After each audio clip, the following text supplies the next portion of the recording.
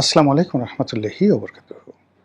সম্মানিত দর্শক, প্রেসিডেন্ট জিয়া হত্যা মামলা কি আবার নতুন করে চালু হচ্ছে? এই হত্যাকাণ্ডের বিচারের জন্য নতুন কোনো ট্রাইব্যুনাল কি সরকার গঠন করবে? এই প্রশ্নগুলো সামনে চলে এসেছে। আমার সিক্স সেন্স বলছে বিভিন্ন কারণে শহীদ প্রেসিডেন্ট জিয়াউর রহমানের বিচারটি অনিবার্য হয়ে পড়েছে। বঙ্গবন্ধু হত্যাকাণ্ডের বিচারের মাধ্যমে বা বিচার প্রক্রিয়ার মাধ্যমে আওয়ামী লীগ যে রাজনৈতিক সুবিধা পেয়েছিল, সেই রাজনৈতিক সুবিধার ১ নম্বর সুবিধাটা ছিল এই বিচারের প্রশ্নে সে তার যে রাজনৈতিক যে অভিলাষ, সে অভিলাষ পূর্ণ করতে পেরেছিল। ২ নম্বর হলো যে এই বিচার প্রক্রিয়ার মাধ্যমে সে তার প্রতিপক্ষের মনে ভয় ধরিয়ে দিতে পেরেছিল এবং এই বিচার প্রক্রিয়া চালুকালীন সময় পুরো সময়টিতে আওয়ামী লীগের নেতাকর্মীদের মধ্যে একটা বন্ধন, একটা ঐক্য, একটা আবেগ নতুন করে তৈরি করতে পেরেছিল। তো সেদিক থেকে বঙ্গবন্ধুর যে মৃত্যু, সেই মৃত্যুর সঙ্গে জিয়াউর রহমানের মৃত্যুর কতগুলো ফান্ডামেন্টাল, যাকে বলা হয়, পার্থক্য রয়েছে। নেতা হিসেবে বঙ্গবন্ধুর সঙ্গে আসলে বাংলাদেশের কারোই তুলনা করা যায় না। মহান স্বাধীনতা যুদ্ধে তার অমর অবদান, বাই বর্ন নেতা হিসেবে তার যে জন্মগত যে গুণাবলী, এরপর তার কর্ম, তার বিশালত্ব, এর কোনো কিছুর সঙ্গেই আসলে বাংলাদেশে অন্য কোনো নেতার তুলনা করা চলবে না। কোনো নেতা আছেন তার চেয়ে অনেক শিক্ষিত, অনেক নেতা আছেন তার চেয়ে অভিজাত বংশীয়, অনেক নেতা আছেন টাকা পয়সা তাদের বেশি ছিল, ডিগ্রি বেশি ছিল। বাংলাদেশে যত রাজনৈতিক নেতা আছেন, আপনারা আসলে হয়তো অবাক হয়ে যাবেন যে যত রাজনৈতিক নেতা, মানে যারা মন্ত্রী হয়েছেন, প্রধানমন্ত্রী হয়েছেন, তাদের মধ্যে সবচেয়ে বেশি প্রাতিষ্ঠানিক ডিগ্রি ছিল খাজা নাজিমউদ্দিন সাহেবের। এত প্রাতিষ্ঠানিক ডিগ্রি, ঢাকা নবাব পরিবারের সন্তান।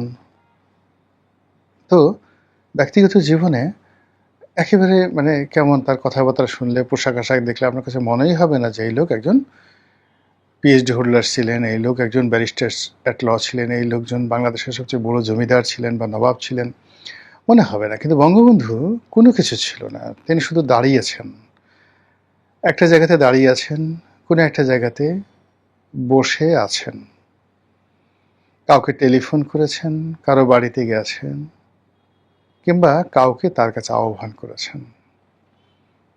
এটাই রাজনীতি, এটাই একজন মানুষের সবচেয়ে বড় প্রাপ্তি ছিল, এটাই সবচেয়ে বড় খবর ছিল, এবং এটা এখনো পর্যন্ত মানুষের কাছে সবচেয়ে বড় স্মৃতি হয়ে আছে যে কবে বঙ্গবন্ধুর সঙ্গে তার দেখা হয়েছিল, কথা হয়েছিল। এই স্মৃতি কোনো অবস্থাতেই সেই মানুষটি ভুলতে পারেনি এবং মরার আগে সে তার সন্তান সন্ততিকে বলে গেছেন। ফলে বঙ্গবন্ধুর সঙ্গে যারা চলেছেন তাদের নাতি পুতিরা এখন মানুষের কাছে বলে বেড়ান যে আমার দাদার সঙ্গে অত সালে বঙ্গবন্ধু দেখা হয়েছিল, বঙ্গবন্ধু আমাদের বাড়ি এসেছিলেন, আমার দাদা অমুক বাড়িতে গিয়েছিলেন। এই হলো তার নেতৃত্বের বিশালত্ব। কিন্তু বাস্তবতা হলো যে যেই সময়টিতে তিনি নিহত হয়েছিলেন, সেই সময়টিতে ঠিক এখন শেখ হাসিনার যেমন অবস্থা রয়েছে, ঠিক ওইরকম অবস্থা ছিল। মানে বঙ্গবন্ধু তার দলের ভিতরে, যাকে বলা হয়, প্রচণ্ড রকম প্রভাবশালী এবং জনপ্রিয় ছিলেন, এবং তখনও পর্যন্ত বাংলাদেশে আসলে বঙ্গবন্ধুর বিকল্প ছিল না। কিন্তু তার যারা প্রতিপক্ষ, তাদের কাছে তিনি বিরক্তি এবং যাকে বলা হয় অস্বস্তির একেবারে সর্বোচ্চ পর্যায়ে পৌঁছে গিয়েছিলেন। ফলে তার মৃত্যুর পরে মানুষ স্তব্ধ হয়ে গিয়েছিল। প্রতিপক্ষ এক ধরনের প্রতিক্রিয়া দেখিয়েছিল, আর তার যারা নিজের যারা লোকজন আছেন তারা অন্য ধরনের প্রতিক্রিয়া দেখিয়েছিল। ফলে সে তার মৃত্যুর পরে প্রায় ৬-৭ বছর ধরে আসলে বঙ্গবন্ধুর নাম উচ্চারণ করা যায়নি, আওয়ামী লীগের নাম বাংলাদেশ উচ্চারণ করা যায়নি। এমন এমন এলাকা ছিল যে এলাকাতে আওয়ামী লীগ যারা করতেন তারা মরে গেলে তাদেরকে দাফন কাফনও মানুষ করতে চাইতো না। কিন্তু জিয়াউর রহমানের ঘটনাটা ভিন্ন। নেতা হিসেবে জিয়াউর রহমান হয়তো বঙ্গবন্ধুর একেবারে ধারের কাছেই নন পলিটিক্যালি, কিন্তু যে প্রেসিডেন্ট হিসেবে তিনি প্রচণ্ড জনপ্রিয় ছিলেন সকল মানুষের কাছে, আওয়ামী লীগ, বিএনপি, জামাত সবার কাছে। মানে যারা খুব স্বার্থবাদী লোক তাদের কথা আলাদা, কিন্তু ইন জেনারেল যারা মানুষ তারা জিয়াউর রহমানকে ভালোবাসতেন, জনপ্রিয় ছিলেন। যেমন আমাদের পরিবার, আমরা মানে যাকে বলে একেবারে আপাদমস্তক আওয়ামী লীগ করি, কিন্তু যখন জিয়াউর রহমান মারা গেলেন আমাদের সদরপুর বাজারে, ওনার সেই মৃত্যু উপলক্ষে কবিতা বের হলো। সেই কবিতার একটা বই আমরা কিনলাম, কিনে সেটা পড়ি আর কাঁদি। মানে আমার সঙ্গে মানে কোনো রাজনৈতিক সম্পর্ক নেই, কিন্তু এই ছিল তার জনপ্রিয়তা। তো যা হোক, এখন সেই জিয়াউর রহমান জনপ্রিয়তার সর্বোচ্চ শিখরে যখন, ঠিক সেই সময়টাতে তিনি নির্মমভাবে নিহত হলেন। তিনি সেনাবাহিনীর মধ্যেও অসম্ভব জনপ্রিয় ছিলেন। সেনাবাহিনীর অফিসারদের মধ্যে, মুক্তিযুদ্ধপন্থী যারা কর্মকর্তা তাদের মধ্যে অসম্ভব তিনি জনপ্রিয়তা ছিলেন। এবং থার্ড হলো, তার দল ক্ষমতায় ছিল এবং তার মৃত্যুর পরে ক্ষমতাটা অন্যের হাতে যায়নি। আবার নির্বাচন হয়েছে, পার্লামেন্ট বহাল ছিল, আবার নির্বাচন হয়েছে, সেখানে জাস্টিস সাত্তার বিপুল ভোটে নির্বাচিত হয়েছেন।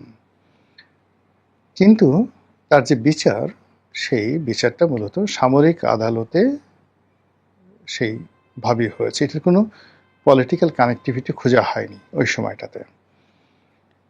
সাম্প্রতিক সময় দেখা গেল যে ওই বিচারে, সামরিক আদালতের বিচারে, যে সাজাপ্রাপ্ত যারা ছিলেন তাদের মধ্যে একজন ধরা পড়েছে সাম্প্রতিক সময়।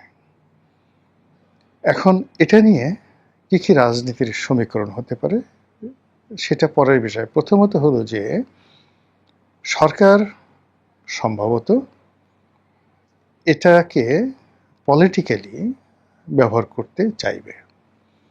অর্থাৎ এখন শেখ হাসিনা, তারপরে আওয়ামী লীগ, এরপর অবসরপ্রাপ্ত কিছু সামরিক কর্মকর্তা যারা জিওএসএসে, তারপর ক্যান্টনমেন্টে, রাওয়া ক্লাবে, মানে অবসরপ্রাপ্ত সামরিক কর্মকর্তাদের যে সমিতি রয়েছে বা ক্লাব রয়েছে রাওয়া, এখানে এরা খুবই প্রভাবশালী, ভীষণ রকম প্রভাবশালী। এই প্রভাবশালী গোষ্ঠীর কাছে একটা মেসেজ দেওয়া, তাদেরকে দৌড়ের উপর রাখা, এবং প্রায় প্রতিদিনই এই হত্যাকাণ্ড নিয়ে যে সকল স্টোরি ছাপা হবে সেগুলো মানুষকে ভীষণভাবে আবেগ আপ্লুত করবে।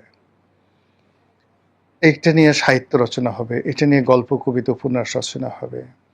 আপনাদের কাছে মনে আছে যে বাংলাদেশে খুব একটা সেই মনির খুকুর প্রেম কাহিনী এবং রিমার হত্যাকাণ্ড, মানে এটাকে ইত্তেফাক এবং অন্যান্য পত্রিকা এমনভাবে ধরেছিল যে মানুষ যে কোনো আলিফ লাইলার্স চাইতেও মনোযোগ নিয়ে সেই খবরাখবর পড়তো, এবং পুরো বিচারাঙ্গনের উপর এমন একটা অবস্থা হয়ে গেছিল যে মনির খুকুর ফাঁসি দেওয়া ছাড়া আর কোনো রকম বিকল্প ছিল না।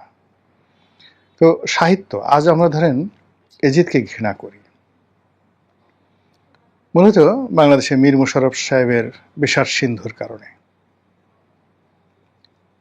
তারপর আমরা এই যে মহাভারত পড়ি, আমরা রাম, কৃষ্ণ, রাবণ বা রামায়ণের যে কাহিনী পড়ি, এগুলোর মাধ্যমে যে নায়ক যারা আছেন তাদেরকে যেভাবে শ্রদ্ধা করি, আবার যারা ভিলেন রয়েছেন তাদেরকে ঘৃণা করতে থাকি। এই জন্য হয় কি, যে কোনো মানুষকে যদি আপনি ঠিক দেবতুল্য বানাতে চান, সেক্ষেত্রে তাকে নিয়ে সাহিত্য রচনা করতে হবে। ইতিহাসে Alexander, Julius Caesar, Napoleon Bonaparte থেকে শুরু করে অন্য যারা মহান নায়ক রয়েছেন, আকবর বলেন, সবাই মানে তাদেরকে আসলে সাহিত্যের মাধ্যমে তাদেরকে অমরত্ব দান করা হয়েছে।